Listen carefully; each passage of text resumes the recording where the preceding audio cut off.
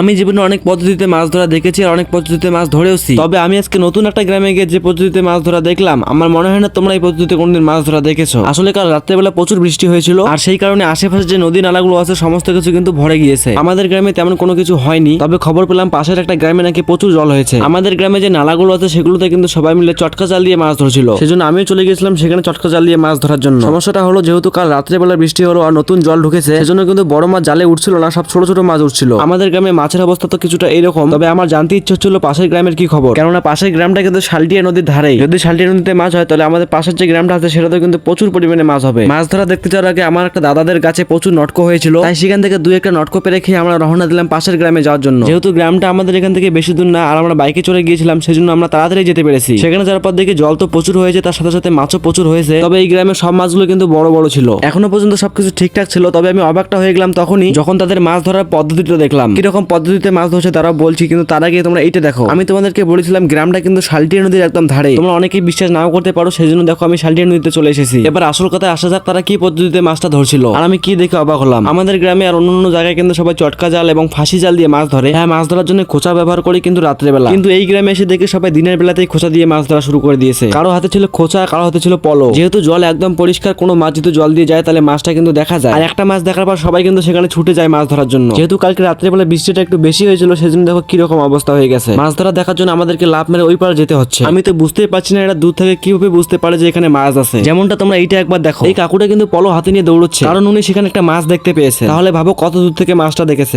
প্রথম তো আমি ভাবছিলাম এমনিতে দৌড়চ্ছে, কোনো মাছই পাবে না, কিন্তু এইটা দেখার পর আমি একদম অবাক হয়ে গেলাম। সেখান থেকে তিনি একটা মাছ পেয়েছেন। কাকুটা কিন্তু অনেকটাই ভালো ছিল, আমি বললাম মাছটা ক্যামেরার দিকে নিয়ে আসো, সেজন্য কিন্তু তিনি মাছটাকে ক্যামেরার দিকে নিয়ে আসলেন। এই মাছটার নাম হচ্ছে খট্টিপুটি। আমাদের গ্রামে কিন্তু আবার এইসব মাছ বেশি দেখা যায় না, তবে এখানে এসে শুনতে পেলাম এই গ্রামে নাকি এই মাছটাই বেশি পাওয়া যায়। যাই হোক, আশা করি তোমরা বুঝতে পেরেছো তারা কি পদ্ধতিতে মাছ ধরছিল আর তাদের গ্রামে মাছ ধরার পদ্ধতিটা কেমন। ভিডিও ভালো লাগলে সবাই একটা করে লাইক করে দেবেন, আর ইউটিউব থেকে দেখলে চ্যানেলটি সাবস্ক্রাইব করবেন এবং ফেসবুক থেকে দেখলে আমার পেজটি ফলো করে রাখবেন। সকলে ভালো থাকবেন, সুস্থ থাকবেন। আসসালামু আলাইকুম ওয়া রাহমাতুল্লাহ।